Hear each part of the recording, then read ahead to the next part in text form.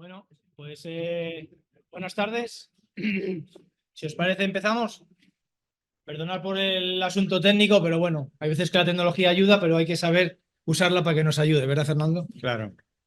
Bueno, pues estamos aquí. En primer lugar, tenemos que agradecer que UGT nos ha cedido el local para poder hacer una actividad como esta, que siempre es bueno tener un techo, sobre todo cuando no sabes si va a llover o no.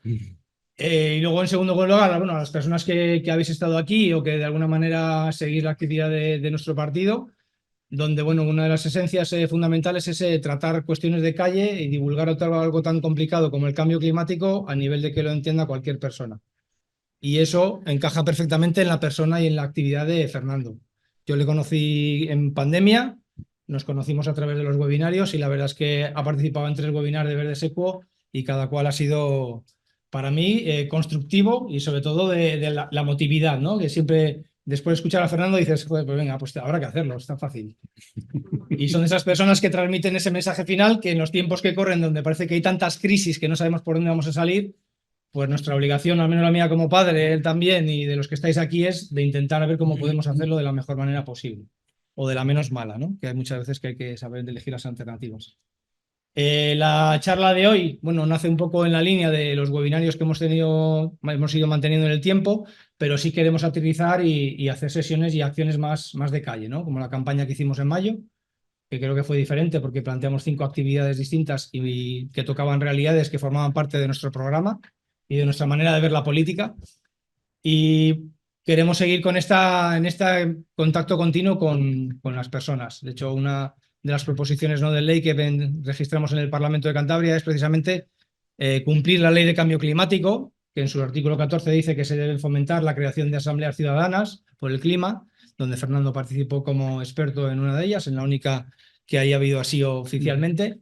Y nosotras, bueno, queremos ir dando los pasos para intentar constituir esa asamblea ciudadana, ¿no? Es como las comunidades energéticas que se crean, pero no existe comunidad debajo, entonces falla. Nosotros ahora intentamos acercarnos más a la gente, que la gente conozca nuestra actividad y que también se pueda sumar, porque al final esto es como la divulgación. Fernando es científico, pero ahora mucho de su tiempo lo dedica a divulgar lo que sabe de ciencia, que es algo muy importante, ¿no? Para que realmente entendamos el mensaje de quien más tenemos que escuchar, que es a la ciencia, porque al final es la que nos da muchas veces las soluciones, ¿no? Bueno, Fernando ha llegado hoy por la mañana en tren y en bici, lo cual ha sido muy constructivo. Hemos celebrado el día que hemos tenido. Desde Reynosa aquí he venido pedaleando. Y la idea de hoy era eso, acercarnos a 2 cuestiones que para Verde Secuo son transversales, ¿no? Una que es lo que decimos, la participación ciudadana, las asambleas ciudadanas, es decir, la sociedad colectiva. Y luego, por otro lado, está la parte del decrecimiento. Una palabra que cada vez en más foros está resonando, que por el otro lado tenemos todas las noticias de crecimiento, del PIB, de vive más rápido, consume más, y la Tierra nos está diciendo otras cosas, que a este ritmo, pues, que nos replanteemos como especie hasta dónde queremos llegar. Algo tan crudo como eso, pues luego se tiene que vestir con alternativas y con opciones, ¿no? La nuestra es la política. Por suerte o por desgracia no llegamos a 1 de cada 20 para tener representación parlamentaria. En Miengo sí tenemos, por suerte, de tener ahí una compañera trabajando. Pero la política también tiene que ser como eje transversal de servicio público, al menos así lo entendemos nosotras. Tiene que vertebrar las acciones que luego, de una manera, se pide a la sociedad, ¿no? Hablábamos en la comida, ha salido el tema que está ahora en boga del sector primario, que es la gente que produce los alimentos que comemos. Entonces, es un debate mucho más allá de los tractores, es un debate social y eso es lo que intentamos desde aquí. Entonces, nos parecía la persona clave para tratar esos 2 puntos de vista, del decrecimiento y la participación ciudadana. Me ha insistido mucho Fernando en el "y", porque no parece cualquier cosa, pero bueno, confiamos plenamente en que lo que nos va a contar hoy va a ser de interés y nos va a sacar lecturas importantes. Así que, Fernando, muchas gracias por la invitación. Gracias. Déjame el ratón. Bueno, mientras pone la presentación o los detalles, muchas gracias a todas y todos por sacar un ratito esta tarde. Creo que habéis puesto sobre mí la responsabilidad de estar a la altura.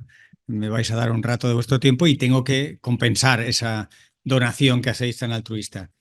Y la verdad es que es un gusto. Cuando Gabriel me lió un poco para esto, fue añadiendo ambición y fue añadiendo una agenda cada vez con más cosas y es estupendo estar aquí a la altura de todas estas cosas que nos ha ido poniendo. Si le das ahí a Control L, mira, espera, dale ahí, así, Control L. Ahí lo tenemos. Me gustas más a mi ordenador. Sí, parece que sí.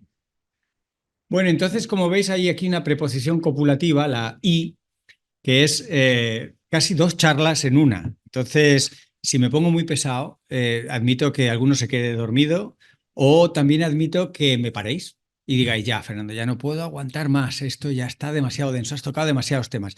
Yo os reconozco, se lo venía diciendo ahora a Gabriel, que en cada charla siempre crezco, aprendo, actualizo y en esta estoy en la fase un poco explosiva de muchas cosas. Porque para mí cada vez voy viendo los problemas como poliédricos, como compuestos en realidad de muchos subproblemas o muchos factores. Y os puedo marear. Si os mareo, pues es como en una montaña rusa. Me bajo y paramos y ya está. En la segunda parte espero que haya margen para las preguntas y para adecuarlo a lo que a vosotras y vosotros os preocupe más. Podemos empezar de muchas maneras, pero como científico, una de las reflexiones que quería empezar por poner sobre la mesa es que los milagros y la ciencia no casan muy bien, ¿no? Y diréis, bueno, esto de los milagros, bueno, pues los milagros es algo que los políticos con frecuencia prometen. ¿Y qué es un milagro en política? Pues, por ejemplo, bajar los impuestos y aumentar los servicios públicos. Eso es un milagro. O mitigar el cambio climático y aumentar simultáneamente el consumo de combustibles fósiles. Pues eso es un milagro. O sea, firmar el Acuerdo de París, pero tener el Tratado de la Carta de Energía. Es un milagro. O vamos a quitarnos los combustibles fósiles, pero los subsidio. Pues estos son...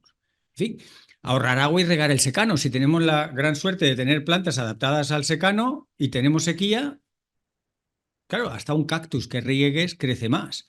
Pero regar y secano, pues habrá agua para todo o no. Esos son ejemplos de milagros, ¿no? Pero como hay mucha gente que espera milagros, esto funciona, porque hay un emisor de milagros y hay un receptor de milagros y se forma lo que a veces llamo el círculo del milagro, en el cual los expertos, los técnicos, la gente que pueda saber o entender un poco el problema, se queda fuera de ese círculo que se establece entre el emisor de milagros y el receptor de milagros, porque hay gente que quiere creer que esa persona puede traer agua o que esa persona encontrará la forma de bajar impuestos y dar mucho más servicios públicos. Porque como se quiere creer, no hay nada mejor que alguien que te prometa y te tal lo que tú quieres creer.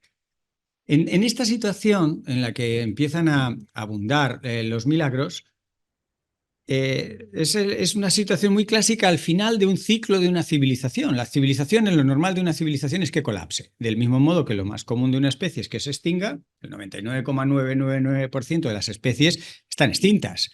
El ser humano no debería darse prisa, parece que tiene prisa en extinguirse. Podemos estirar un poco nuestro periodo evolutivo, pero las civilizaciones tarde o temprano suelen colapsar. Hay muchas formas de colapsar y podríamos, para mi punto de vista, evitar el colapso, digamos, abrupto y con muchos daños y sufrimiento, como digo, evitable. Pero en cualquier caso, poca gente tiene conciencia de que nos asomamos a ese final de la civilización. Ahora vais a entender cuando hable un poco más por qué lo digo y no es que yo sea Nostradamus, que digo, he visto que se va a acabar el mundo, sino realmente estamos llegando a un final de ciclo. Esto lo sabe poca gente, pero todavía hay menos gente que sepa o que entienda que no hay nadie al timón. Yo como visualizo esto, y por eso hablo de timones y marineros, y aquí en Cantabria creo que es un escenario muy cómplice con esto. Una de las viajes que hice por razones científicas fue a la Antártida y yo me mareo en barco. Cuando estábamos cruzando los grandes maretones, el estrecho del Drake, yo totalmente descompuesto, cuando pude más o menos moverme, me dirigí al puente de mando para hablar un poco con el capitán y ver un poco cómo lidiaba con olas de 8 metros en plena noche. Cuando voy allí, no había nadie. Y entonces me sentí todavía peor porque al mareo le sumé miedo. Yo veía unas olas de 8 metros y digo, ¿y el capitán? No, el capitán está durmiendo. Y digo, ¿pero y el barco? No, va con un GPS, esto va automático, todo. Y yo, no me tranquiliza nada, no sé por qué no me tranquiliza nada. Una de las cuestiones más sintéticas que podemos decir en nuestra civilización, que el grupo de Nystrom y otros en el Instituto de Resiliencia en Estocolmo analizan a escala global, es que hemos convertido lo que es una característica única que sepamos de nuestro planeta, que es la vida, pues hemos reemplazado un planeta vivo por un sistema masivo de producción global. Para algunas personas esto es un motivo de satisfacción, pero para otros es un motivo de preocupación, porque esto de haber convertido un planeta en un sistema de producción, pues tiene consecuencias. Claro, y aquí vienen los científicos a aguarte un poco la fiesta y a decirte qué consecuencias tiene esto de convertir el planeta en un sistema de producción global. Pues que estamos reventando los límites planetarios. Ah, límites planetarios. Pues sí, el planeta tiene límites, ¿no? Los límites planetarios, que nadie se nos confunda mucho, esto no son límites para el planeta, sino son condiciones que debe reunir el planeta para que nosotros, los seres humanos, estemos dentro. Son condiciones físicas, químicas y biológicas que debe reunir el planeta. Y somos una especie muy exigente. Si fuéramos sipuncúlidos o virus o nematelmintos, pues a lo mejor aguantábamos con unas condiciones mucho más sobrias, pero necesitamos mucho oxígeno, una temperatura concreta, muchas proteínas, carbohidratos. Somos una especie muy exigente. Entonces, necesitamos muchas cosas y esto la ciencia lo numera y identifica más o menos 9 grandes límites que son condiciones de seguridad para nosotros. Bien, ¿cómo estamos con esto de los límites? Pues os podéis imaginar que un poco mal, por eso decía lo de que estamos en un fin de ciclo, ¿no? Esta es una forma muy gráfica de representar los límites planetarios. Detrás de cada uno de estos gráficos hay mucho número, mucha publicación. Esto sobre todo lo empujó otro científico de Estocolmo, pero del mismo Instituto de Resiliencia, hace ya como 20 años, se llama Rockström. El otro era Lindström. Todos estos tienen estos nombres Stroms y son gente muy concienzuda que analizan datos a una escala que normalmente es difícil de analizar, que es a la escala de todo el planeta. La zona verde que veis allí es la zona de seguridad. Es la zona en la que se dan condiciones para que la humanidad pueda estar segura. Y la zona, a medida que se va poniendo amarilla o naranja o más roja, pues se va volviendo más peligrosa. Y cada uno de los ejes son los 9 grandes límites que se establecen para que la humanidad pueda vivir. Uno de ellos es el clima, otro puede ser la diversidad biológica, otro la cantidad de agua dulce, la contaminación por distintas cosas, ¿no? Tras medio siglo, traspasamos los 3 primeros. 6 años después, traspasamos uno más, 8 años después, 2 más, y hoy se considera que hemos reventado 6 de los 9. O sea, la cosa no está para muchas bromas. Por eso decía que realmente estamos llegando a un fin de ciclo. Podemos pilotarlo todavía, o sea, si al capitán lo sacamos de su siesta y lo llevamos a... Todavía se puede hacer algo, pero realmente pues no estamos igual que estábamos hace 50 años. Y uno de ellos, quizá el más conocido, el más emblemático, uno de los más urgentes, es precisamente el relativo al clima, ¿no? El cambio climático es una realidad muy difícil. Es muy difícil, en primer lugar, de entender. La ciencia está todo el día y todas las semanas devanándose los sesos para entender algo que tiene una dinámica física, matemática muy compleja. Luego os ilustraré algunas de las cosas que están ocurriendo estas semanas en el que la ciencia está intentando hilvanar si nos hemos pasado de 1,5 grados o no, etcétera, con distintas aproximaciones. Pero además de difícil de entender, es muy difícil de aceptar, porque el cambio climático viene a decirte que a lo mejor os quedéis sin playa en Santander, o que no podemos habitar determinadas zonas del planeta, o que se acabaron algunas especies, o que el agua dulce se va a renovar con más dificultad, o se está gastando en demasía por las temperaturas. Es una realidad muy difícil de aceptar. Y, por supuesto, la tercera cuestión es que es difícil de mitigar, porque hay muchos factores que afectan al cambio climático. No es como el famoso agujero de ozono, que tenía sobre todo un efecto, los CFCs, aquellos que quizá algunos recordéis, que eran unos gases que rompían la estructura del ozono, y una vez que se encontraron los procesos industriales relacionados, pues se pudo atajar ese problema con el protocolo de Montreal y funcionó bastante bien, ha ido funcionando bastante bien. El cambio climático es mucho más transversal, hay muchos gases de efecto invernadero, hay muchas actividades humanas, directas o indirectas, que acaban liberando esos gases. Es un problema mucho más difícil de abarcar. El cambio climático afecta prácticamente a todo. Afecta al agua, a los alimentos, a la energía. No sé si os gusta el béisbol. A mí, no mucho. Pero hay un artículo en una revista muy prestigiosa, Science, que habla del impacto del cambio climático en el béisbol. No sé si sabéis lo que es un home run. Os sonará, porque es ese cuando el bateador le da muy fuerte y la pelota se va tan lejos que el equipo contrario puede dar un montón de vueltas. Eso es un home run. Bueno, es una jugada estupenda en la que tú ganas, más o menos. Resulta que la probabilidad de home runs está aumentando significativamente por el cambio climático. Lo pongo como un ejemplo de, fíjate hasta dónde. Por supuesto, los aviones no pueden despegar ni aterrizar en el aeropuerto de Chicago muchos días al año porque hace demasiado calor y el aire caliente es menos denso, no soporta un avión. En realidad, ¿qué es lo que no afecta al cambio climático? Lo afecta todo. O sea, pongo estos ejemplos para que veamos que la cosa más insospechada afecta no solo al agua, a los alimentos y la energía, sino por supuesto a la moda, el transporte, la sanidad. Pero un mensaje tan o más importante es que no solo el cambio climático afecta a esto, porque nosotros podemos decir, ah, claro, hace mucho calor, se muere esta especie. Hace mucho calor, hay menos agua. Impacto del cambio climático, vale. Pero como en una relación de pareja, las cosas van en los dos sentidos.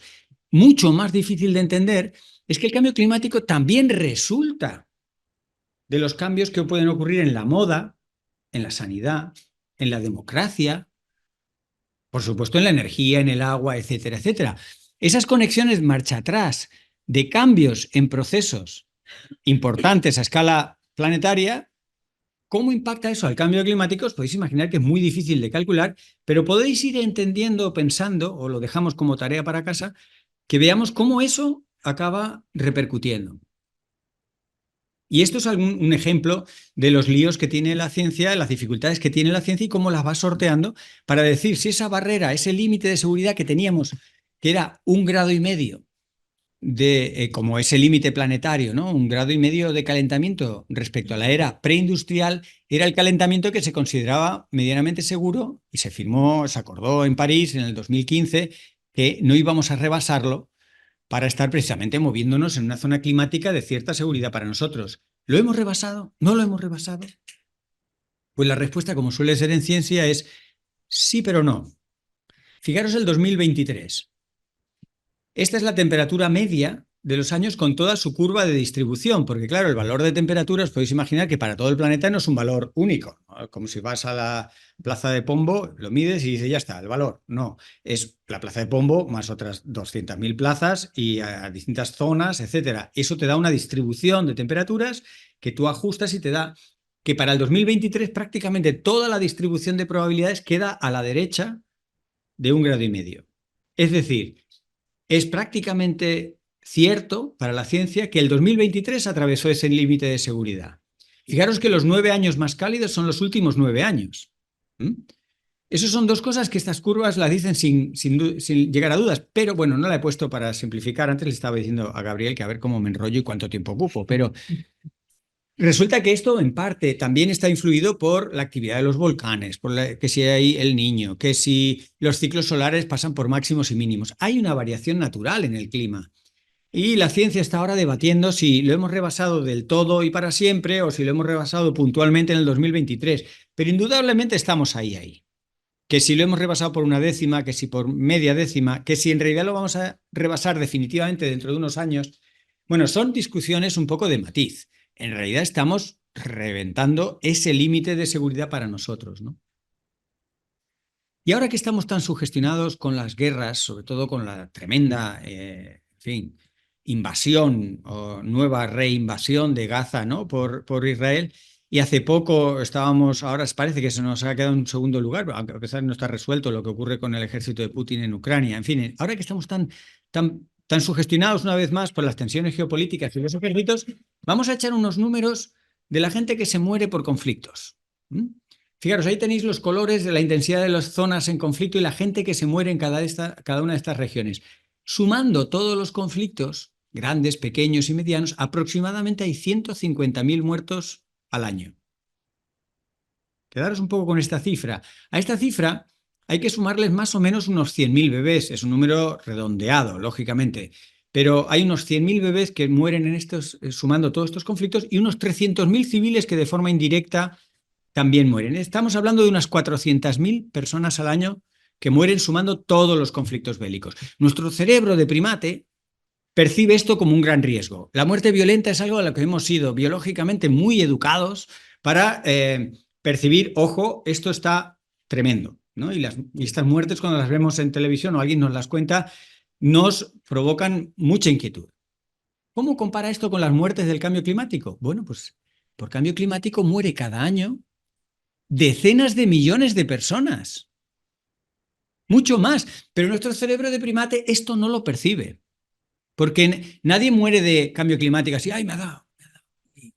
No, algún evento extremo sí, y por eventos extremos muere más o menos 500.000 de personas. O sea, aproximadamente por eventos directos es lo mismo que por todos los conflictos bélicos del mundo. Pero es que hay un montón de muertes indirectas, migraciones. La mitad de las personas del mundo que cambian de sitio y abandonan sus hogares lo hacen por el cambio climático. Imaginaos la de personas que mueren cruzando el Darién en Panamá o, por supuesto, el Mediterráneo, más todas las enfermedades infecciosas, más todos los problemas sanitarios con el agua, más todas las enfermedades cardiovasculares indirectas, problemas de asma. Empiezas a sumar y te salen, también un número muy redondo porque es muy difícil estimarlo, aproximadamente decenas de millones de personas al año.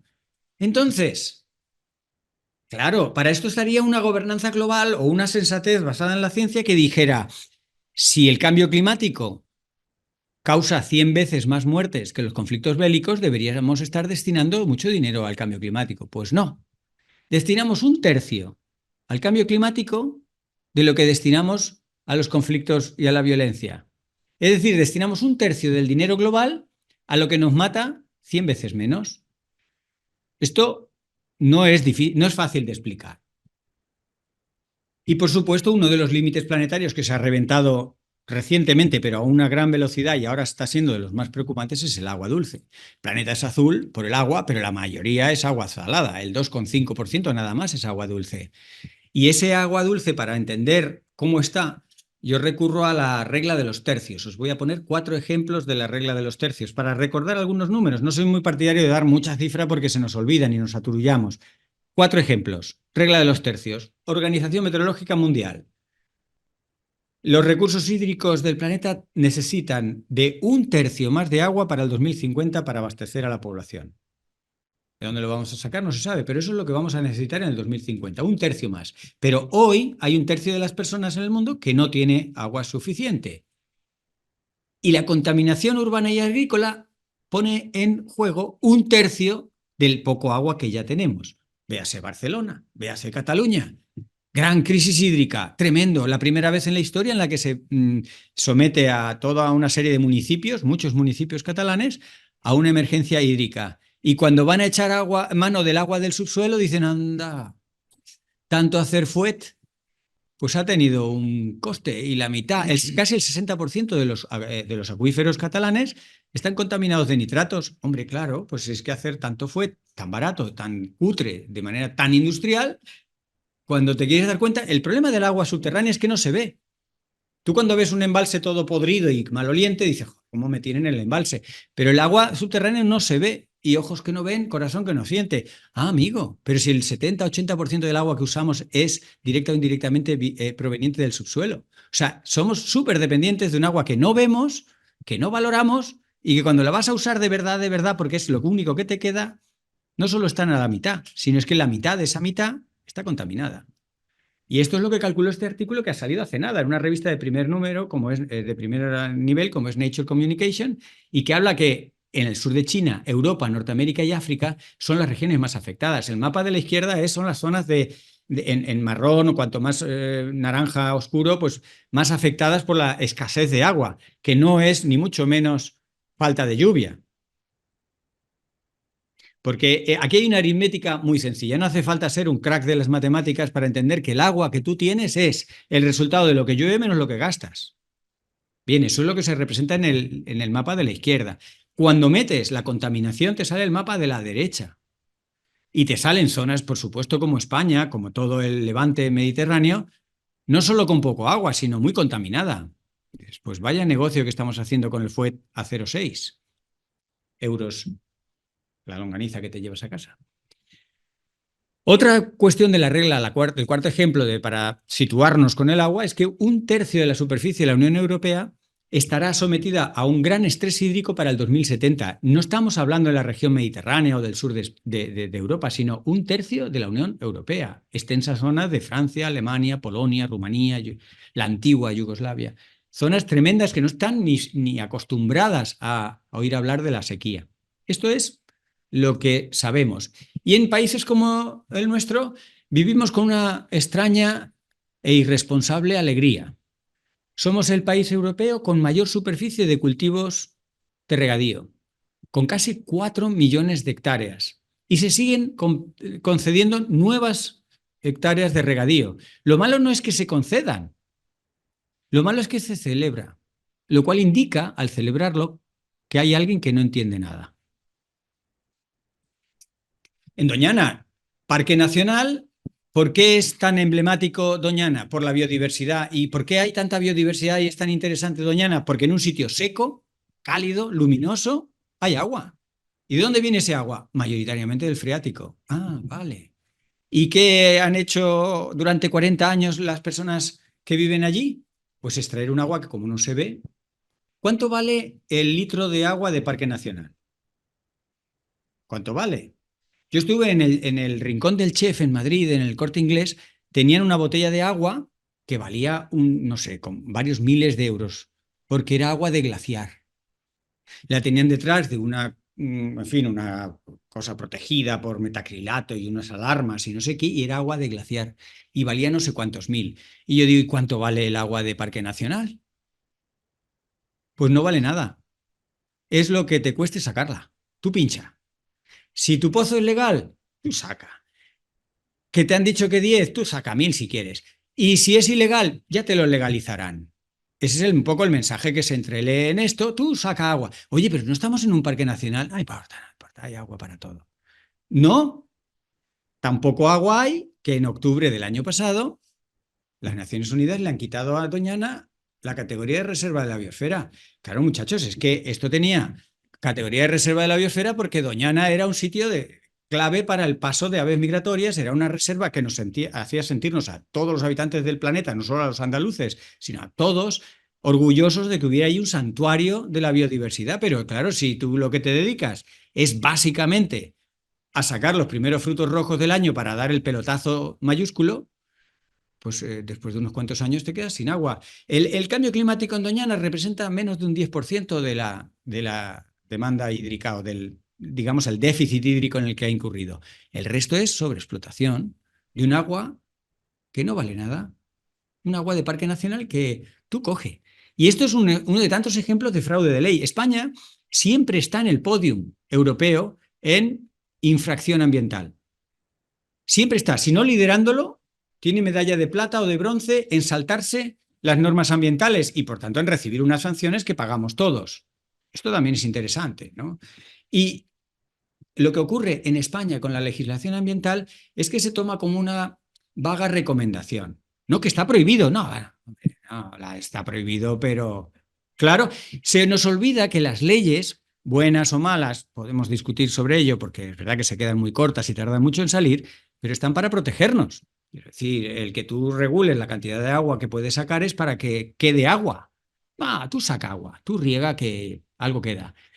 Y todo esto está asociado con un tema que me gustaría hoy sintetizar al máximo, que es el gran desafío de producir comida. Hombre, para ser 8.000 millones de personas, el tema de la comida es como importante. Si no hubiéramos hecho, digamos, la gran revolución verde, sobre todo el control del ciclo del nitrógeno, poder fertilizar industrialmente, no hubiéramos podido alimentar a tanta gente. Eso está claro. Bien, somos muchos. Eso lo único que hace es complicar las cosas, porque los errores se multiplican. No es lo mismo que seamos 500.000 de personas en todo el mundo haciendo disparates que seamos 8.000 millones de personas en el mundo, muchos de ellos haciendo grandes disparates, porque es que se nota mucho. Claro. Bien, con la excusa de producir comida, porque todos tenemos esa necesidad, producimos el doble. Y aquí es muy fácil de calcular, porque la ciencia te dice, humano promedio, pesa esto, mide esto, come esto. Producción mundial de alimentos. Y dices, ostras, si producimos el doble. Eso es una cuenta que, aunque, digamos, luego en los detalles seguro que lleva su tiempo, la podemos entender todo, porque con la energía es más difícil, porque decir, también producimos el doble de la energía, pero el doble de la energía, ¿para qué? Claro, Elon Musk nunca tendría suficiente energía porque podría irse a Saturno, ¿no? Entonces, es más difícil con la energía, pero aproximadamente también producimos y consumimos el doble de energía de la que necesitamos para ser sanos y felices. Pero con la comida no hay escapatoria, porque tú dices, la comida que nos hace falta es esto y producimos el doble. Vale, vamos a seguir en este tremendo disparate. Tiramos un tercio. Vaya, sí, sí, sí. Además, hay mecanismos instrumentalizados a escala internacional, hay convenios para tirar la comida. Que el precio del tomate baja mucho, tú tira tomates y verás cómo sube. Entonces, esto se hace con todos los productos porque es más sagrado que la madre el precio del mercado. La madre, oye, la pueden insultar aunque no te guste, pero el precio del mercado es sagrado. Entonces, que no puede bajar de determinado valor. Si baja, tira. Tú tira tomates. Y tirar un tercio de la comida nos sale carísimo a todos, pero extraordinariamente caro. ¿No hablábamos que teníamos poco agua? Pues nos gastamos el 23% de todo el agua dulce del mundo para producir plantas cuyos frutos los vamos a tirar. Qué buen negocio, ¿no? O sea, no tenemos suficiente agua y la quinta parte o la cuarta parte entre uno y otro lo usamos para regar plantas, para tirarlas. Bueno, ya podemos entender un poco de dónde podría salir ese tercio que la Organización Meteorológica Mundial dice que vamos a necesitar. Podría salir de cosas como esta. Pero no solo es eso, es que ocupamos un 13% de la superficie del planeta para producir plantas cuyos frutos vamos a tirar. Ese 13% de la superficie del planeta es como difícil de imaginar, pero para daros una referencia es más o menos todo lo que tenemos protegidos en parques nacionales, naturales y espacios, digamos, conservados, ¿no? O sea, una superficie similar a todos los parques naturales nacionales del mundo la ocupamos para producir plantas, para tirarlas. Curioso, por supuesto, el 8% de las emisiones de gases de efecto invernadero se derivan de producir toda esa comida que la tiramos. Ostras, si sale caro tirar la comida, en la unidad que lo queráis. ¿Y a dónde va el 20% que nos falta? Porque hemos dicho que producimos el doble, tiramos un tercio, pues un 20% va a que el norte global tenga sobrepeso y problemas asociados como la diabetes de tipo 1. Es muy difícil de explicar esto, o sea, de justificar, de explicar no tanto, pero de decir, ¿pero estamos un poco mal de la cabeza? Sí, colectivamente hablando, que parece que nadie es responsable de nada y entonces podemos tener la sobremesa en paz. En paralelo a esto, 11 millones de personas mueren de hambre cada año. Estos son valores para el 2021. Entonces, aquí es donde viene la pieza clave que para mí lo resume todo, que es una tremenda aparente contradicción. Precisamente hay hambre en el mundo porque producimos el doble de la comida. Nuestro ministro de Agricultura, como muchos otros representantes políticos del norte global, se acogen al hay que producir comida, que hay gente que se muere de hambre, hay que producir y hay que... No, es que precisamente porque producimos el doble hay gente que se muere de hambre. Se produce una comida cara, deslocalizada, que hay que transportar de una manera que no se puede y que la gente del lugar no puede pagar. Todo eso sumado hace que millones de personas se mueran de hambre para producir una comida que, como es en exceso, o engordamos o la tiramos. ¿Por qué?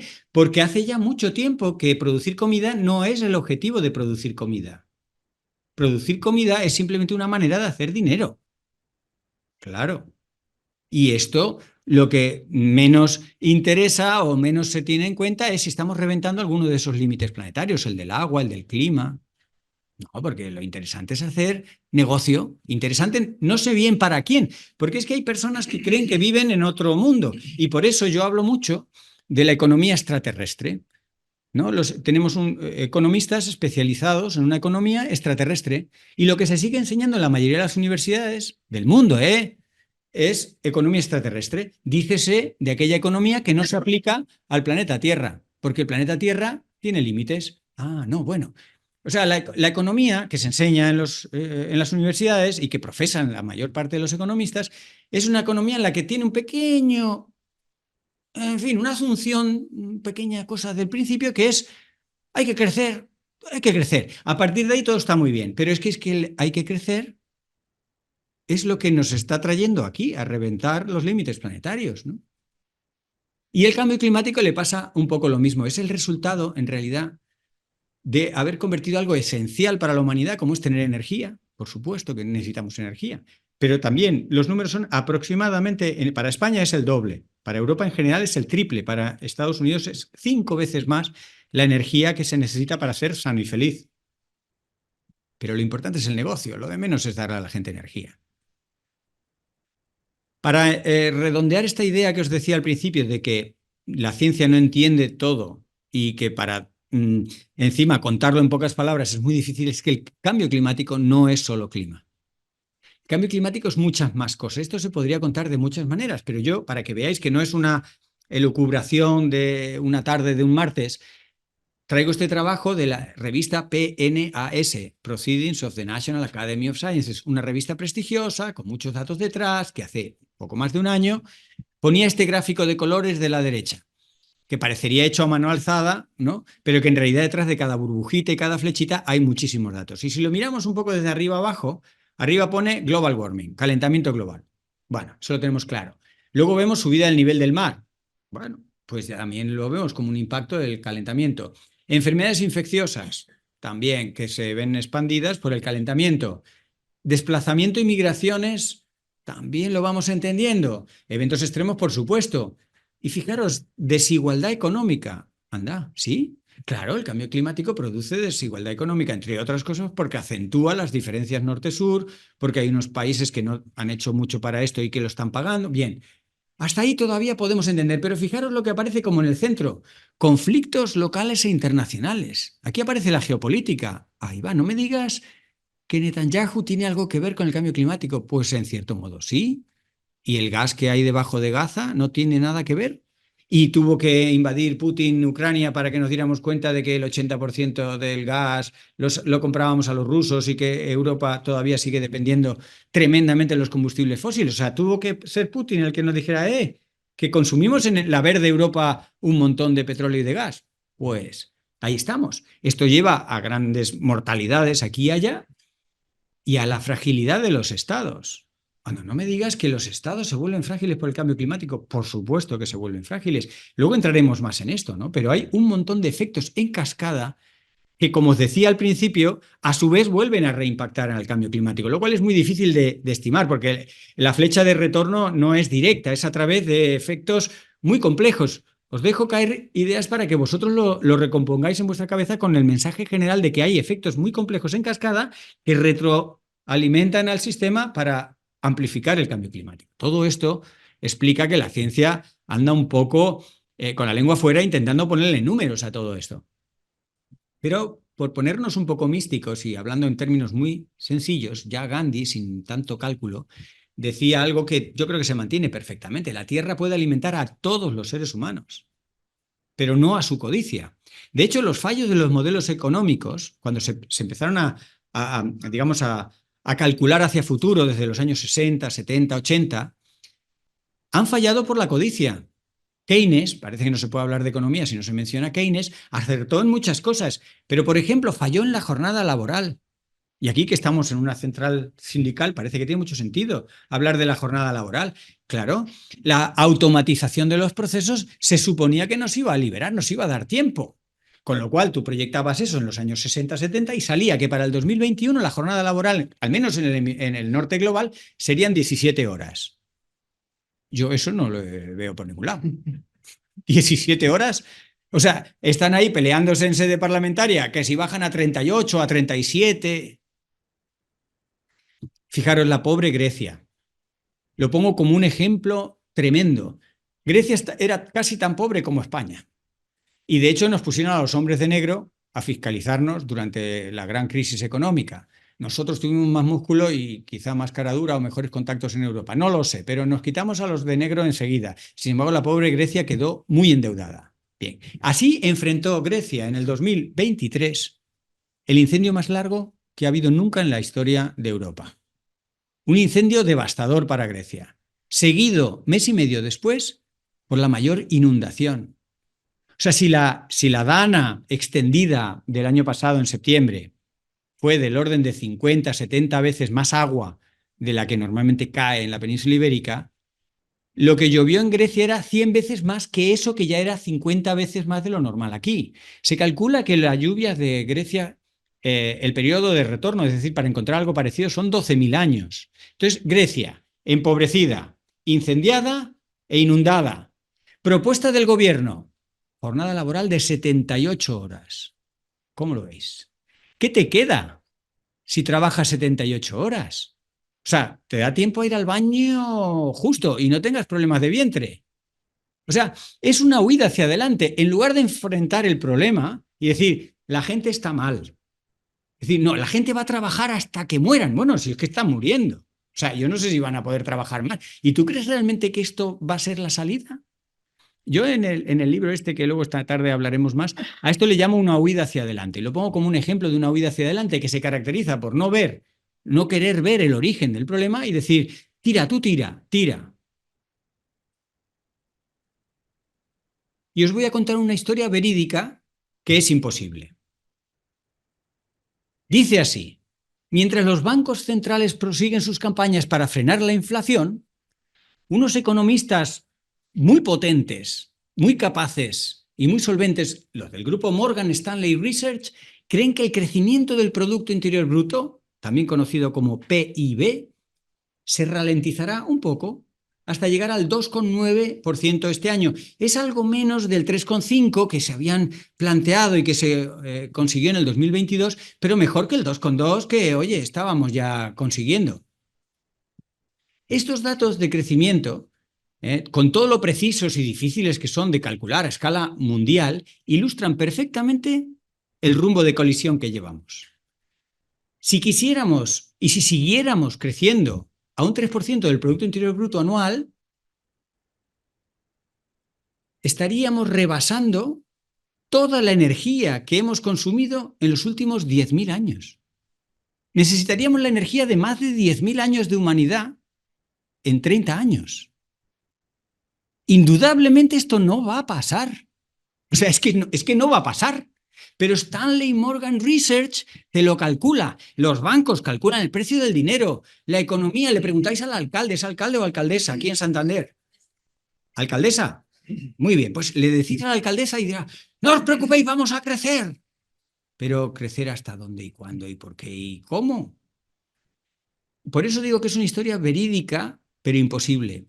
Es asombroso. Estos datos, como digo, ilustran la locura mundial, ¿no?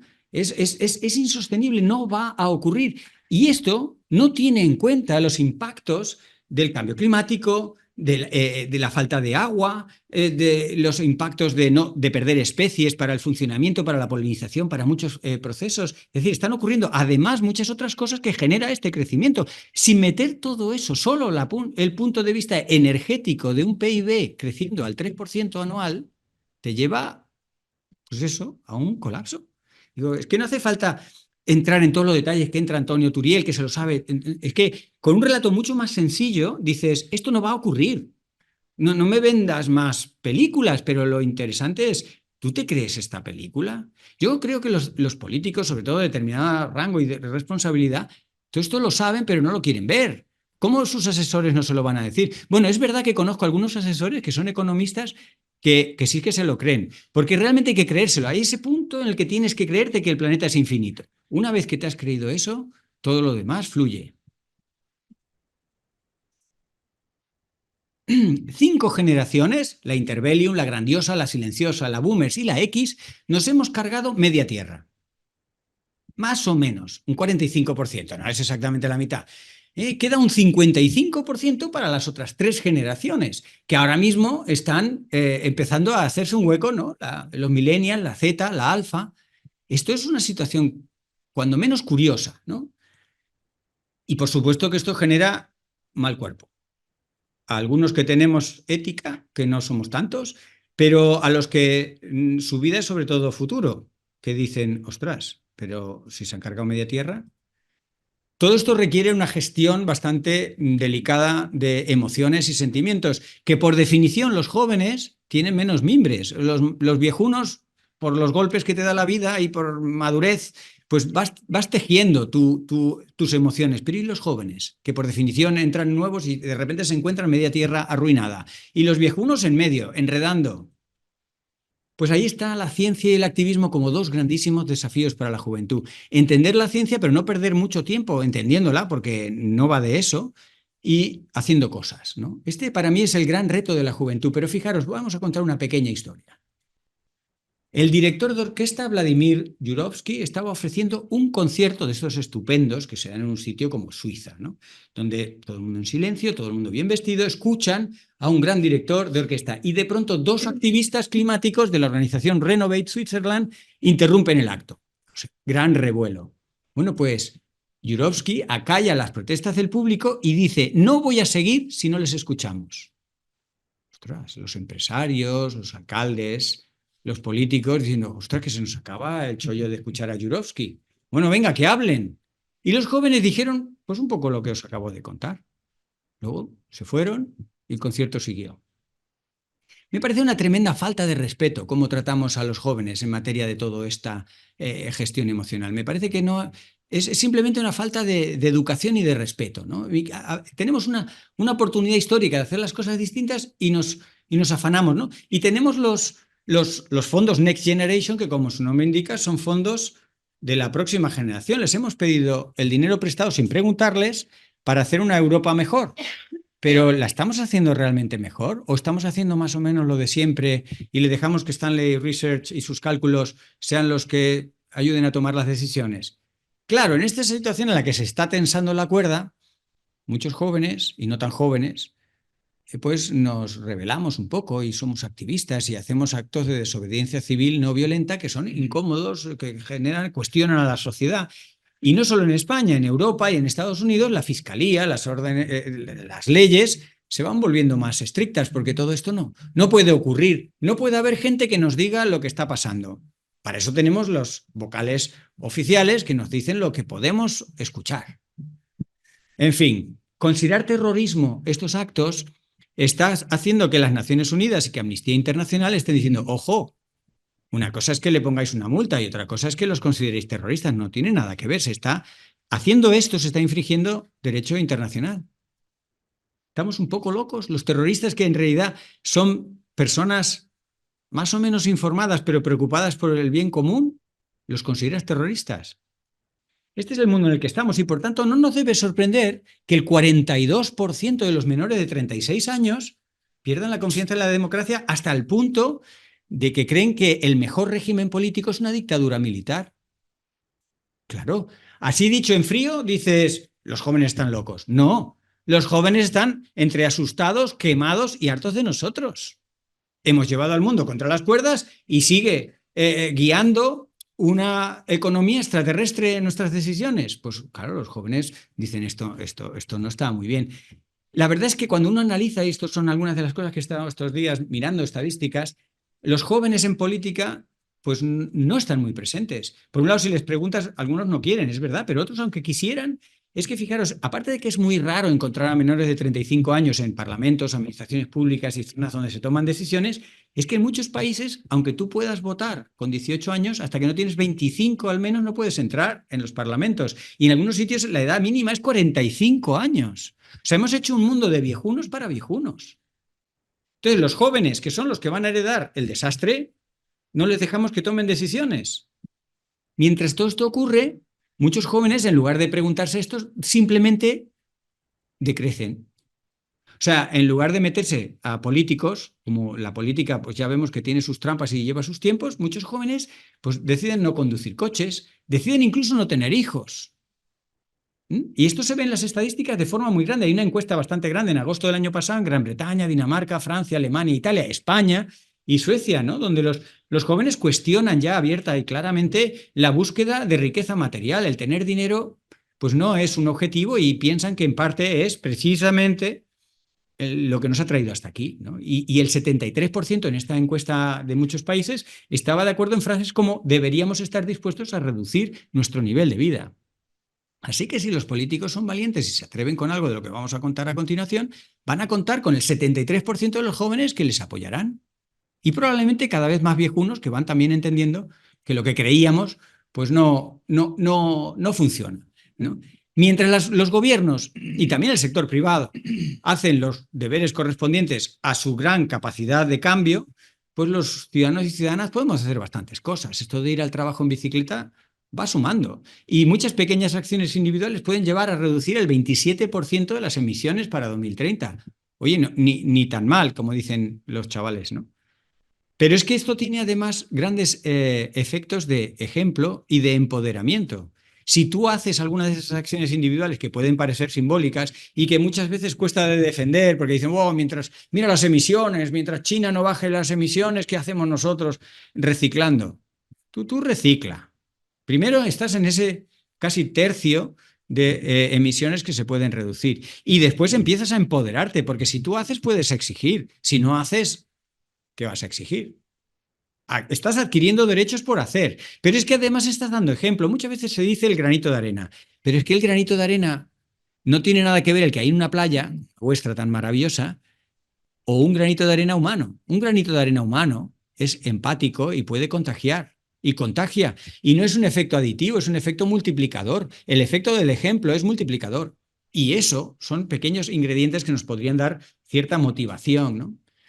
Estamos en un momento en el que se está revisando la democracia. Hemos visto que las democracias fallan, que el cambio climático hace los estados más débiles y que incluso los más jóvenes cuestionan esta democracia. Claro, a las democracias les pasa como, ya que hablábamos de bicicletas, como si tú dejas una bicicleta en el balcón, desatendida. 4 años después vas y la bicicleta está oxidada. Hombre, claro, claro, si tú la desatiendes. Entonces nosotros, el sistema de democracia, lo que hacemos es, una vez cada 4 años, te levantas del sofá, votas y al día siguiente dices, los representantes que hemos elegido no me representan. Y esperas otros 4 años para ir a votar a los que no te van a representar. Bueno, en fin, le podemos llamar democracia, pero está claro que es una democracia un poquito justa y oxidada. Claro, hay muchas otras formas de democracia, pero ¿qué pasa con esas otras formas? Pues que requieren tiempo. Y yo es que no tengo tiempo. Yo es que tengo una gran codicia que todo el tiempo que me queda lo dedico a ganar dinero. Ah, ya, claro, como parece que lo del dinero es importante, pues nada, no te voy a decir nada. Pero, ¿qué tal si te dedicas a, por ejemplo, a hablar con tus vecinos de cosas? No, es que, pues eso se llama democracia participativa, democracia deliberativa, y cada vez hay más ejemplos en más países donde esos movimientos ciudadanos razonablemente organizados, tampoco hay que hacer grandes cosas, dan lugar a cambios importantes en propuestas de ley. Están herramientas como la iniciativa legislativa popular, la ILP. Claro que es muy difícil y muy coñazo, pero se logran cosas. España es el primer país europeo, le adelantamos en eso a Suecia, en tener un espacio como el Mar Menor declarado un sitio con derechos propios. Es la primera vez que una entidad no humana en Europa tiene derechos propios. Ya hay precedentes en otros continentes y como ahora Europa, gracias a España, también lo tiene, las Naciones Unidas están cambiando los derechos de la naturaleza. Ostras, esto mola, ¿no? Esto son cosas... Y esto lo hace la gente. O sea, pero claro, requiere un poco de tiempo. El dinero no se come. Parece mentira haber llegado hasta aquí para caer en esto, ¿no? El dinero no se come. Y si nos damos cuenta, en realidad el dinero nos come. Porque el dinero nos come lo más valioso que tenemos. ¿No empecé yo dándoos las gracias por vuestro tiempo? Pues el dinero que nos come el tiempo. El dinero para gestionarlo requiere tiempo. El dinero para ganarlo requiere tiempo. Entonces, el dinero no se come y nos come. Pero es que la cosa no acaba aquí. Gracias a esto del dinero nos quedamos sin tiempo, nos quedamos sin salud. Podríamos derivar muchas cosas del efecto de generar ese dinero, pero las podéis intuir. Y por dinero reventamos los límites planetarios. Pues vaya negocio. O sea, esto del dinero es un pequeño problemita que tenemos, ¿no? Al reventar los límites planetarios nos quedamos sin dinero, sin tiempo y sin salud. Claro, esto es el final de la civilización. Esto ya ha pasado otras veces. La diferencia con otras veces es que ahora tenemos mucha más información, tenemos muchos conocimientos técnicos y tecnológicos para sortear algunos de los efectos más adversos, para evitar sufrimientos, para canalizar las cosas y en buena medida esto se denomina decrecimiento. Los expertos en decrecimiento recomiendan o recomendamos o pensamos que quizá la palabra no debe salir de aquí. O sea, me alegro que las puertas estén cerradas porque esto de decrecimiento pues no suena bien. Entonces, claro, vamos a buscar palabras chulas, ¿no? O sea, capitalismo verde, pues ya lo tienes. Tienes capitalismo que no hay quien lo cambie, porque ya se hacen esas bromas que a mí personalmente ya no me hacen ninguna gracia, son como los chistes estos machistas de hace 20 años. que dicen que antes verás el fin del mundo que el fin del capitalismo, pues a mí no me hace ninguna gracia, porque yo lo que me levanto todas las mañanas es decir, no sé por dónde, no sé cómo ni cuándo, pero el capitalismo hay que quitarse de en medio. Bueno, pues le llamamos de otra manera, le llamamos, la Unión Europea tiene un nombre, le llamamos Beyond Growth. Primero, al ser en inglés, es sugerente. Después sería como una especie de postcrecimiento, nadie sabe qué es eso. Entonces tú piensas una cosa, tú piensas otra, postcrecimiento, pues después del crecimiento. Entonces, bueno, llamémosle como queramos, pero de lo que estamos hablando es de enfriar la dichosa economía. Tú le llamas como te guste. No, es que no se puede llamar de crecimiento porque, bueno, pues llámale como quieras, pero el de crecimiento no es opcional. Estamos tan acostumbrados a ir al Mercadona y elegir leche descremada, semidescremada, rica en vitamina D, en tetrabrico, en plástico, en envase de 2 litros, de 3 litros. O sea, hay un montón de decisiones. Nosotros, es que, hombre, yo soy una persona digna, llena de derechos y elijo todo, lo elijo todo. Elijo pareja, elijo coche, elijo ciudad, lo elijo todo. Y tú dices, pues modelo económico, pues claro. Y a mí no me gusta esto de decrecer, entonces yo digo, pues yo no decrezco. O sea, que tú crees que no vas a decrecer. Pues el decrecimiento, le llames como le quieras llamar, va a ocurrir. No sabemos cómo ni cuándo, ¿vale? Pero, y le puedes llamar de una manera o de otra, pero el decrecimiento es simplemente que estos límites planetarios a los que estamos reventando te ponen unas condiciones en las que, Stanley Morgan Research, ya no podemos en el 2026, ese 3%, mira tú por dónde, es que no tenemos agua. Es que no tenemos petróleo, por supuesto, hace ya no sé cuántos años que no tenemos. Es que no tenemos ni tiempo, porque no paramos de trabajar. En Grecia me han hecho trabajar 78 horas. No tengo tiempo, no tengo familia porque no la veo, no tengo agua, no tengo petróleo. Y Stanley programa que tenemos que crecer un 3%. Pues nada, tu programa, pero esto no tiene, cada vez está más alejado de lo que hacemos. ¿Qué tal si pensamos en lo que tenemos y construimos con lo que tenemos, que lo que tenemos pues es unos metros cuadrados, un agua, unos principios termodinámicos, las plantas crecen así, el agua que hay en el planeta es esta. Así que lo de decrecer va a ocurrir. La única cosa es si decidimos anticiparnos a un decrecimiento súbito, también conocido como recesión, o lo planificamos y decimos, pues vamos a ir desescalando aspectos de la economía que claramente son lesivos para la salud de las personas, para la salud del medio ambiente, que normalmente suele ser la misma cosa. Vamos viendo qué cosas podemos ir regulando a la baja, entre otras cosas, trabajar menos. Esta es la parte del decrecimiento que más popular resulta. Trabajar menos. La parte más difícil que sindicalmente hay que currarse es que te paguen lo mismo por trabajar menos. Es un pequeño detalle que ya negociaremos. Pero indudablemente hay que producir menos, no solo hay que consumir menos. Pero ¿qué es esto de que todo el peso recaiga sobre los consumidores? Yo personalmente me parece una vergüenza. El otro día lo decía, estoy en el consejo asesor de Ecoembes, sí, confieso. Es un desastre y me levanto todas las mañanas cuando estoy en el consejo, que son 2 o 3 reuniones al año, y lo pongo todo patas arriba, no sirve para nada, pero yo me desfogo igual que me estoy desfogando aquí, ¿no? Y digo, ya está bien de que el consumidor sea el superhombre y la supermujer que lo hace todo. O sea, el consumidor es aquella persona que habla todos los idiomas, capaz de leer en inglés, en francés, entender porcentajes, Producto Interior Bruto, por supuesto, es padre y madre responsable, va al trabajo en bicicleta, recicla, reutiliza, sabe la mejor hipoteca, conoce los valores bursátiles, por supuesto, tiene cultura, se conoce el siglo de oro y encima tiene que hacer un uso responsable del agua, de las manzanas. Bueno, ¿y qué tal si miramos la otra parte? La producción. Es que parece que es intocable la producción. Claro, el sector de la moda a veces parece que lo entiende, ¿no? Con la slow fashion, la moda lenta. La teoría al menos está muy bien. Y no es solo que los chicos y chicas compren menos camisetas, que por supuesto ayuda, sino que las camisetas no sean 3 por 1 y que no se produzcan 3, sino 1. O sea, la producción hay que regularla y eso es de crecimiento. No es decir, venga, nosotros despilfarramos recursos, tiramos 1/3 de la comida, nosotros dejarnos al mando, que nosotros lo tiramos, lo manoseamos, malversamos fondos, luego de vez en cuando se nos acusa de corrupción, pero sí, en fin, no me voy a enfadar más. Vamos a seguir con esto del decrecimiento porque en realidad el decrecimiento es prosperidad. Entender esto es algo tan sintético y claro como lo que os decía de que hay muertes de hambre porque producimos el doble de comida. Son esas cosas que parecen contradictorias y que te las tienes que llevar un poco para rumiar y pensar un poco, pero tiene mucho sentido.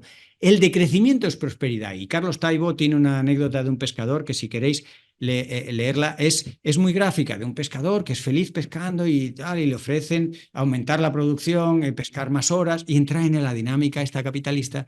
Y es muy simpático porque te das cuenta que la auténtica prosperidad era el pescador que se autolimitaba y que era feliz, pasaba tiempo con la familia y pescaba lo que necesitaba pescar. Cuando la ecología se vaya imponiendo a la economía, entonces viviremos esa prosperidad real. Es que sin ecología no hay economía. El crecimiento de los países ricos, por supuesto, ese norte global frente al sur global, es lo que ha permitido que lleguemos aquí. Una forma de nueva esclavitud. Es una forma en la que les ponemos el Banco Mundial y el Fondo Monetario Internacional son dos instituciones equivalentes a los capitanes de los barcos que llevaban negros de África a trabajar en las plantaciones industriales, sean de café, sean de... Es el equivalente, porque les ponemos, o les ponen en los instrumentos financieros, unas deudas que nunca podrán pagar. Y ese gran déficit es a veces compensado por una limosna. ¿Cuánto le da el norte global al sur global después de haberle, digamos, extraído todo el jugo? Le da 1 dividido entre 30 lo que le ha sacado. Le podéis llamar como sea, pero básicamente es una especie de limosna, ¿no? Fondos de ayuda, compensación, ayuda internacional, ayuda al desarrollo. Le llamas de 1000 maneras, pero es 1 dividido entre 30 lo que has sacado. Esa fortísima desigualdad es lo que nos permite, pues, subirnos a un satélite, volvernos los locos como Elon Musk, o sea, hacer disparates a unos pocos. La gran diferencia entre el decrecimiento y la recesión ya lo he un poco ilustrado, ¿no? El decrecimiento es una forma saludable y planificada de ir enfriando aquellos aspectos de la economía que son más lesivos.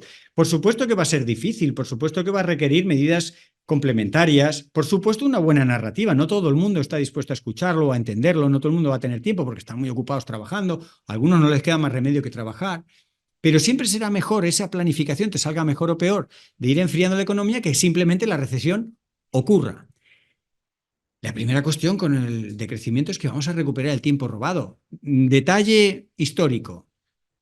Con el advenimiento de la revolución industrial, Homo sapiens, sobre todo Tecnologicus y del norte global, ha pasado a dormir 1 hora menos al día. 1 hora menos de sueño. Antes lo hablábamos, lo importante que es dormir, ¿no? Ostras, yo quiero esa hora de sueño. Yo quiero esa hora de sueño. Fijaros, teníamos un sueño bimodal. Dormíamos en 2 fases. Nos levantábamos en mitad de la noche, echar un pis, mirar si los animales estaban bien y tal. Y era un sueño muy biológico, pero muy poco eficiente. ¿Para qué? Para producir.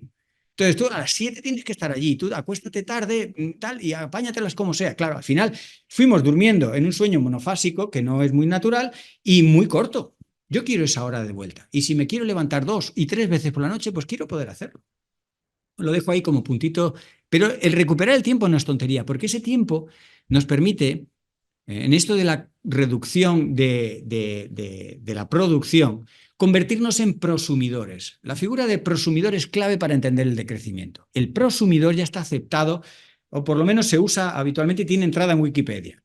Viene de producir y consumir. El consumidor de segunda generación ya no solo consume, también produce. ¿Qué produce? Pues, por ejemplo, hablo mucho de la metáfora del dobladillo. En un episodio de Carne Cruda hace poco me puse estupendo y nos reíamos mucho del dobladillo, de cogerse el dobladillo. Yo quiero tener tiempo para cogerme el dobladillo. Es que, o sea, no es que sea obligatorio que cada uno se coja su dobladillo, pero ¿y si quiero cogerme el dobladillo? Es que no tengo tiempo. Y llevo a coger el dobladillo a mi pantalón y me cuesta más que me cojan el dobladillo que el pantalón que cogí en oferta, que me costó 7 euros y el dobladillo cuesta 10. Y vamos a parar. Yo me cojo el dobladillo, pero para eso salgo de trabajar a las 2:30, no a las 8:30 de la tarde y llego desfallecido a casa.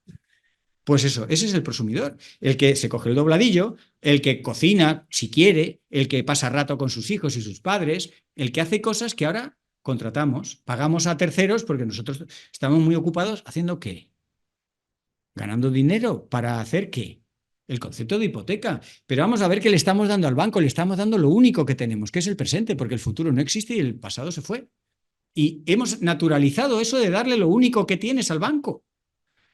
Hay mucho margen. Si tú te paras a pensar un poco en estas cosas, pues vamos encajando una nueva sociedad, pero tienes que tener tiempo para pensar un poco en estas cosas. ¿Cómo le vas a decir a una persona que trabaja 14 horas, que tiene familia, que llega a duras penas a fin de mes, que así estamos de una manera u otra muchos de nosotros y nosotras? Pues eso es el prosumidor. Una figura orgullosa de hacer cosas, de reciclar, restaurar, pero también pasear, entender, cuidarse. Pero si no tenemos tiempo para cuidarnos, es más fácil ir al médico que te recite un ansiolítico que estar 2 horas caminando por esta maravillosa bahía, que te lo cura todo y seguramente en la mayoría de los casos no necesitas un ansiolítico. Así que el decrecimiento es una teoría que lleva más de 30 años funcionando, no es algo inventado ayer, es una historia que lleva 20 años de observaciones y de datos. Por ejemplo, ¿de dónde sacamos datos de crecimiento? Pues del final de las recesiones. Cuando ocurre una recesión económica, al final de una recesión económica, ineludiblemente hay un enfriamiento programado de la economía. Seas un país neoliberal o comunista o lo que sea, cuando la gente se está literalmente asfixiando, como le pasa a los pobres griegos, los estados aflojan, porque es que la gente se muere. Entonces, de todos esos meses o ese periodo después de una recesión, vamos juntando y tenemos muchos datos reales de muchas economías que se han enfriado. Primera cuestión, no pasa nada, no es el fin del mundo. La gente tiene margen para vivir y la economía, pues sí. Me partía de risa con un análisis de un economista extraterrestre en el que no le cuadraban las cosas cuando decía, ostras, en España se ha trabajado, me parece que eran datos para el 2022, se ha trabajado menos horas de trabajo, y ya era como, ¡oh, qué mal todo! Y sin embargo el Producto Interior Bruto no se ha resentido. Y yo digo, pues fenomenal, bienvenido, eso es de crecimiento. Pero si es que no tenemos que trabajar tantas horas. Y eso que el Producto Interior Bruto no es una descripción de prosperidad, pero ni siquiera muchas veces se resiente el propio Producto Interior Bruto por trabajar menos. Porque la gente más contenta, más sana, decía Erich Fromm hace ya 70 años, que para tener una economía saludable creamos trabajadores enfermos. Bueno, pues esto es 20 años de datos, 30 años de teoría, y ya tenemos del orden de 5 o 7 años de experimentos. O sea, tenemos el método científico ya. O sea, esto del decrecimiento no es una cosa esotérica de perroflautas. Hay teoría 30 años, datos 20 y experimentos 7 o 8. ¿Y de dónde salen los experimentos? Pues de, por ejemplo, lo que se conocen como las fearless cities, las ciudades sin miedo. Hay un centenar de ciudades en el mundo que ¿qué tienen que tener? Un tamaño parecido al de Santander. Es decir, un tamaño suficientemente grande para que ocurran procesos complejos, pero suficientemente pequeño para que puedas hacer cambios un poquito radicales. Una ciudad grande, Madrid, Barcelona, Tokio, Nueva York, eso tiene una inercia tremenda. Hasta que logras implementar cualquier cambio, o sea, es muy difícil. Sin embargo, las ciudades de 60.000, 100.000, pues son ciudades hasta cierto punto manejables, pero que ya tienen esa inercia urbana compleja, ¿no? Pues hay ciudades que están experimentando la economía del donut, la economía de la rosquilla, que la propone Kate Raworth.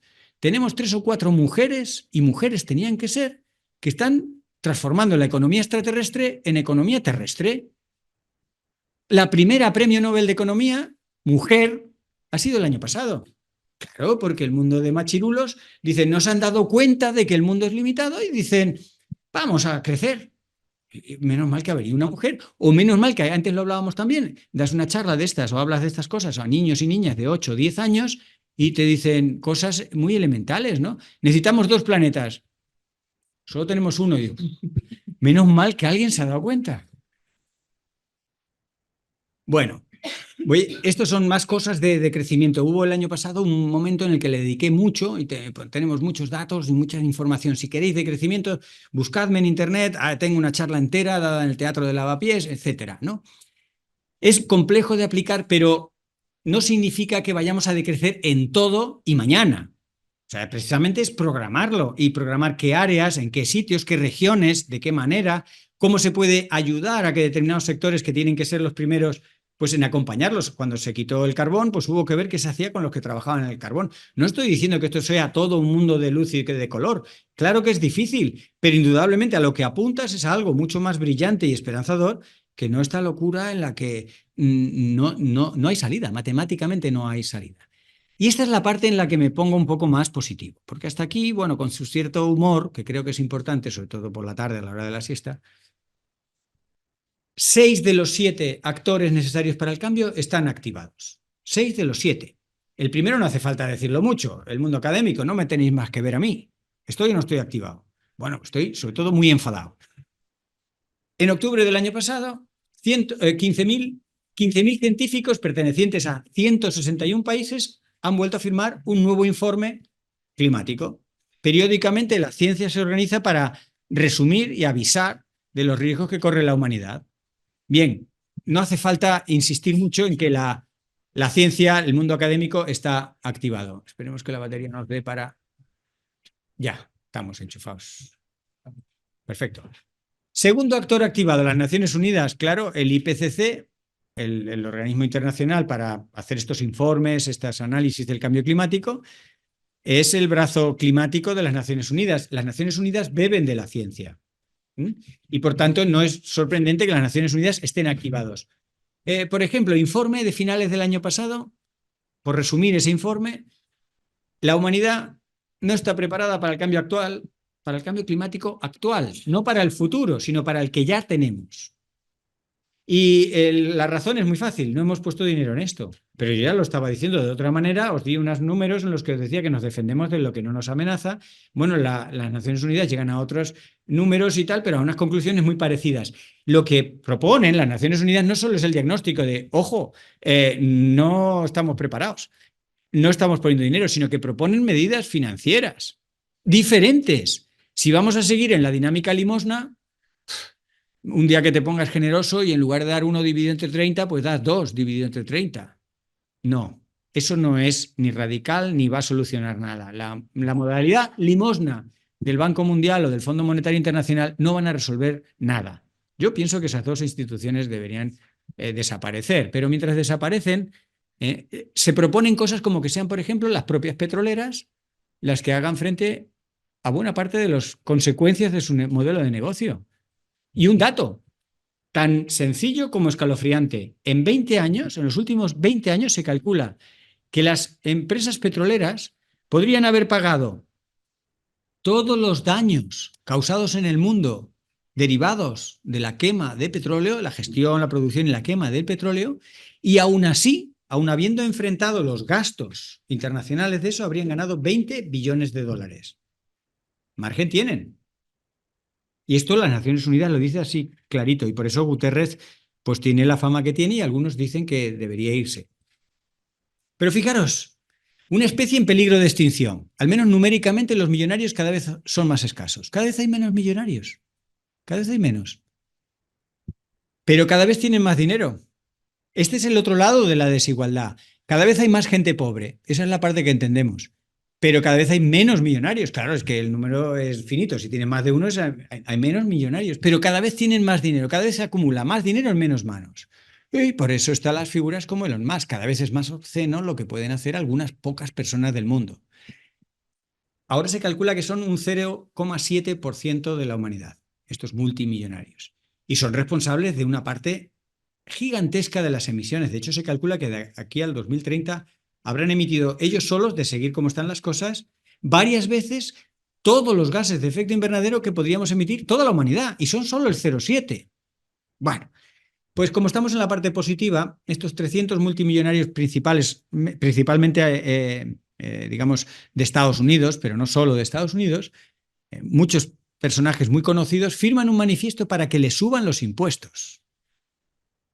Claro, no creo que lo hagan por razones altruistas. Alguno habrá que será buena persona, pero en general estarán preocupados por lo que está pasando y sea por lo que sea, yo la bienvenida. Oye, ¿por qué? Porque estos millonarios se identifican a sí mismos como parte del problema. Es muy violento ir por la calle, no sé cuál es el barrio pijo de Santander, pero ir por la calle señalando con el dedo, tú eres responsable de muchas más emisiones que yo. Es muy violento eso. Entonces es mucho más agradable que sean ellos mismos los que digan, yo soy responsable. Bien, esa es una de las partes positivas de esto. Y la otra parte es que quieren ser parte de la solución. Digo, aunque sea una solución imperfecta y tal, y llegue ya en un momento en que estamos llenos de gases de efecto invernadero, pues que ellos estén ahí me parece positivo. De hecho, fijaros, hablan de acabar con la acumulación de riqueza. Yo no tengo ningún obstáculo, no sé si alguno de vosotros... Y luego de acabar con la evasión fiscal. Claro, aquí hay dos evasiones fiscales. Pasa como con los pozos de Doñana, ¿no? Hay pozos legales y pozos ilegales. Hay una evasión fiscal legal y una evasión fiscal ilegal. La legal son todas las prebendas que tienen los ricos basados en una leyenda urbana. Igual que os decía que los milagros no se llevan bien con la ciencia, las leyendas urbanas tampoco. Hay una leyenda urbana que dice algo así como: si a los ricos les va bien, eso acaba afectando a todos y a todos nos va bien. Es una leyenda urbana que nunca se ha comprobado. Si a los ricos les va bien, a los ricos les va bien. Y lo demás es lo que tú quieras creer, pero no se ha visto nada más.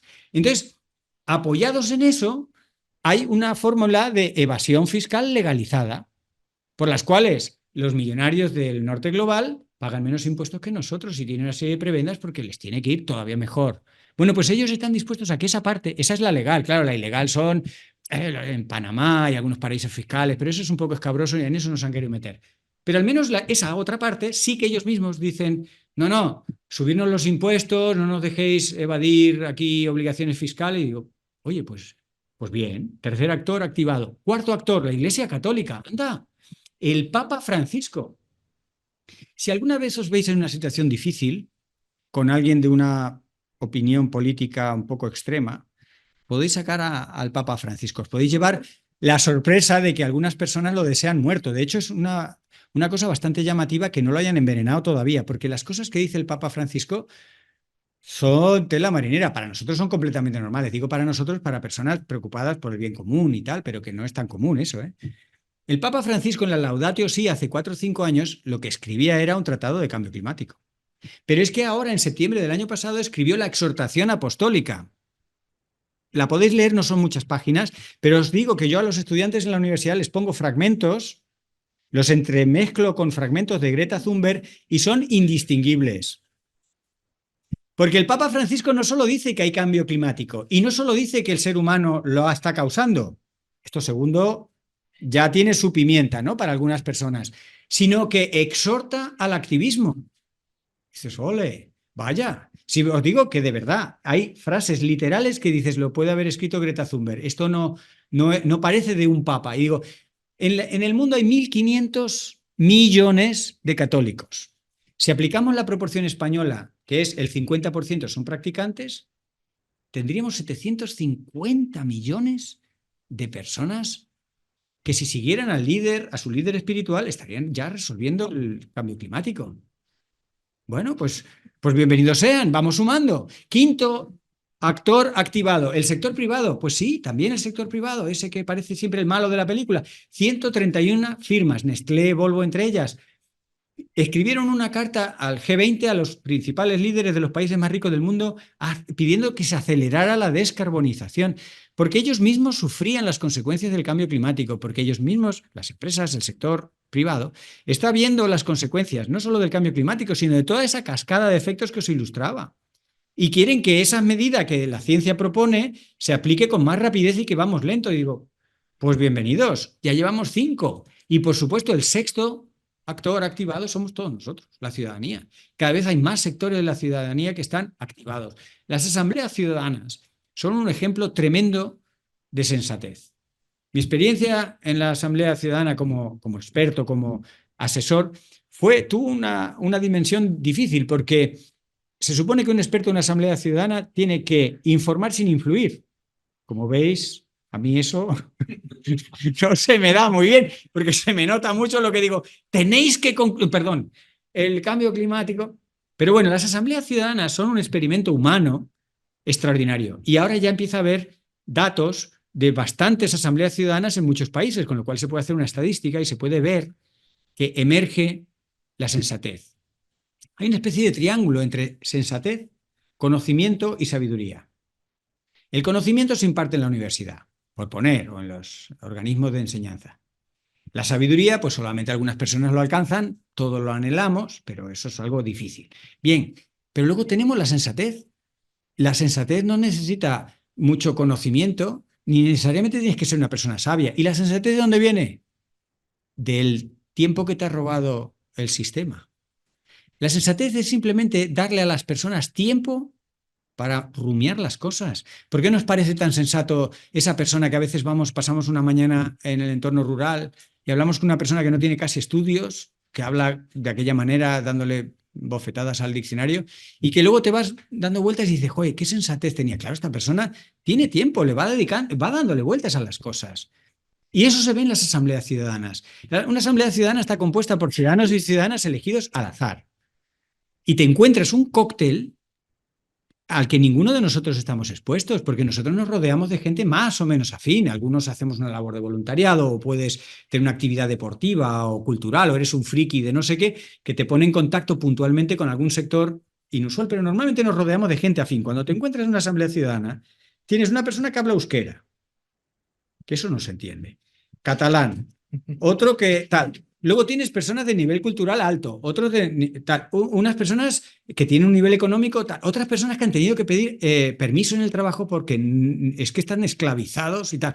Te encuentras una variedad de situaciones en esas 100 personas, claro, han sido elegidas al azar. Entonces, en los primeros momentos parece aquello un cirio del que no va a salir nada. Primero nos aclaran, pues inmediatamente eligen el idioma. Y bueno, pues sin ningún problema, hablemos castellano, ya está. A mí me cuesta un poco más, yo soy fluido en euskera. Bueno, no pasa nada. Los problemas, las dificultades se solventan. ¿Por qué? Porque hay un objetivo común. Y la gente está como, se siente con la responsabilidad de hablar en el nombre de muchos otros. Y tienen interés por entender a los expertos para hacer propuestas. Y las recomendaciones de las asambleas ciudadanas, no solo de la española, sino de la francesa, que ha funcionado bastante mejor porque se ha sabido más de ella y porque tal, pero al final emergen cosas como la suficiencia económica. Quizá esta palabra sea más amigable que el de crecimiento económico, pero la suficiencia económica lo podéis buscar también en Wikipedia, aunque los ciudadanos y ciudadanas no tienen ni idea, digamos, en profundidad de economía, acababan hablando de una economía de lo suficiente, a partir de lo cual la economía pasa a la última prioridad. Y mensajes como esto estaban en las recomendaciones que una y otra vez se sacaban en muchas asambleas ciudadanas. Es un experimento fantástico. Fijaros, cuando la patronal francesa hizo una encuesta en Francia, los ciudadanos y ciudadanas francesas, sin saber mucho, el 67% apoyaban el décroissement, que es el decrecimiento en francés.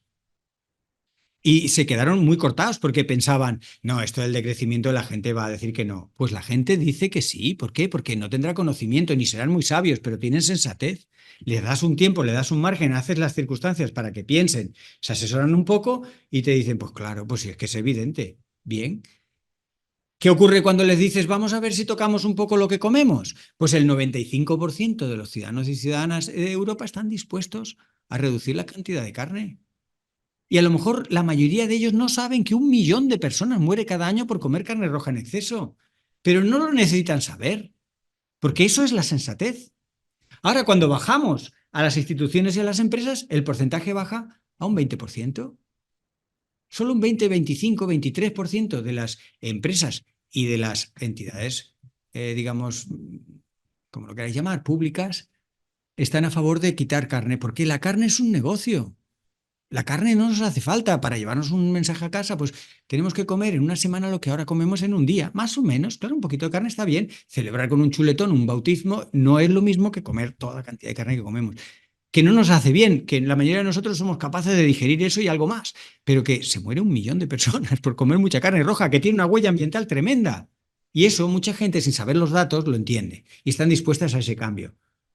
Así que aquí estamos. Y por eso, cuando hablo de recivilización, que es un poco el título de este libro que me ha llevado 3 años de hacer y deshacer y escribir y desescribir, hablo de ponerlo todo patas arriba. Todo.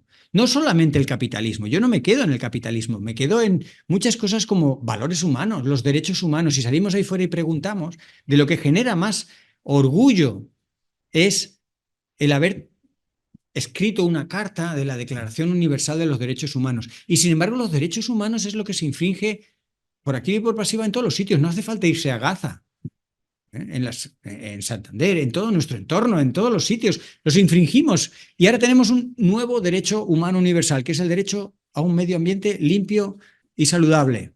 Joder, pues ¿qué tal si respetamos los derechos humanos? Pero eso sería un cambio de civilización. Un cambio de civilización antes de que colapsemos. Es decir, no podemos dejar que Stanley Research, Morgan Research, siga dictando nuestros destinos, porque entonces colapsaremos, pues como han colapsado las otras civilizaciones, pero tenemos una oportunidad para anticiparnos a eso y evitar el choque frontal contra los límites planetarios. Si es que no estamos hablando más que de eso. Por supuesto que habrá que hacer cambios, no serán fáciles y habrá personas que paguen el pato, pero ahora sabemos que va a haber muchas personas que pagarán muchos patos que no harían falta pagarlos. Pues eso es recivilizarse, anticiparse al hecho de que estamos llegando a los límites planetarios. Muchas gracias.